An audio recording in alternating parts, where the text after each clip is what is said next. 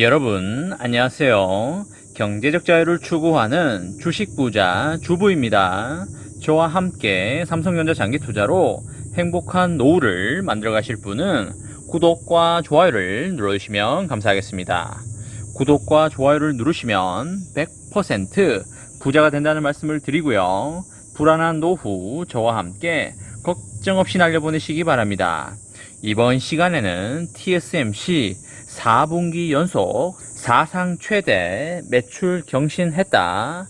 삼성전자 힘을 내자 라는 내용에 대해 이야기를 해보겠습니다. 여러분 7월 12일 월요일입니다. 날씨가 매우 무덥습니다. 밖에 나가서 30분 이상 돌아다니기가 매우 힘든 날씨가 아닐까 싶습니다. 계속 시원한 물과 음료수만 마시고 있는데요. 야외에서 일하시거나 야외 활동을 하시는 분들은 건강관리 그리고 체력관리 잘 하시기 바랍니다. 여러분들 삼성전자의 주가가 올라가려면 결국에는 비메모리 반도체 분야에서 어느 정도 성과가 나와야 될 거라고 생각을 합니다. 우리가 삼성전자에 투자를 하면서 삼성전자의 라이벌인 TSMC의 현황에 대해서 관찰하고 추적하지 않을 수가 없겠는데요. 이런 상황 속에서 대만의 파운드리 업체 TSMC가 4분기 연속 사상 최대 매출을 경신하고 있다고 합니다. 파운드리 시장에서 삼성전자와 매출 격차를 계속적으로 벌리고 있는데요. 삼전 투자자 입장에서는 다소 안타까운 소식이 아닐 수가 없겠습니다. 여러분들 잘 아시다시피 삼성전자도 메모리 반도체 호황에 힘입어서 2분기에 깜짝 실적 12조 5천억 원을 달성하였습니다. 하지만 한 단계 도약을 위해서는 파운드리를 포함한 시스템 반도체 부분에 있어서 의미 있는 성장이 뒷받침되어야 할 걸로 보입니다.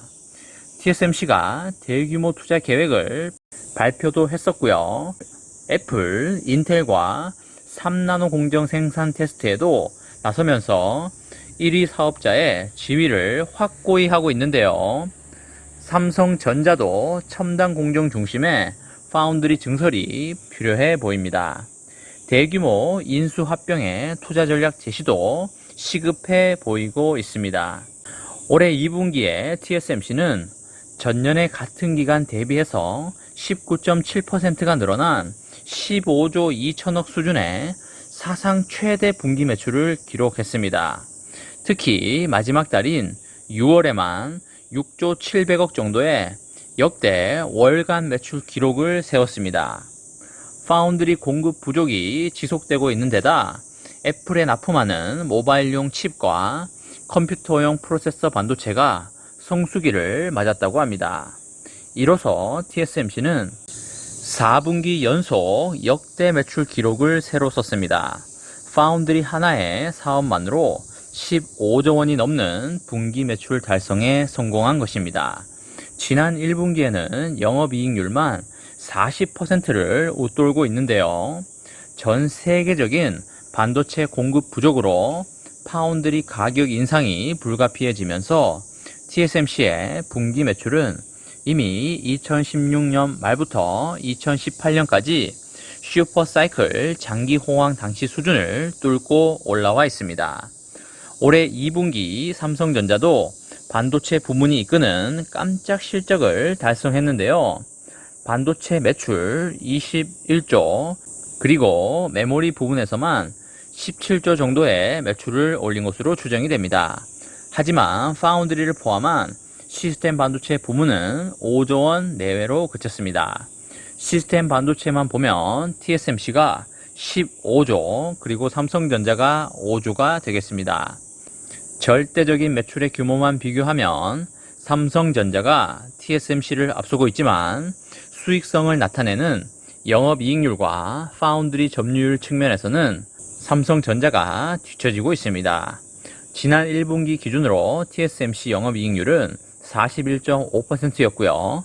삼성전자 반도체는 17.7%였으며 시장 점유율도 TSMC가 55%, 그리고 삼전이 17%를 차지하였습니다.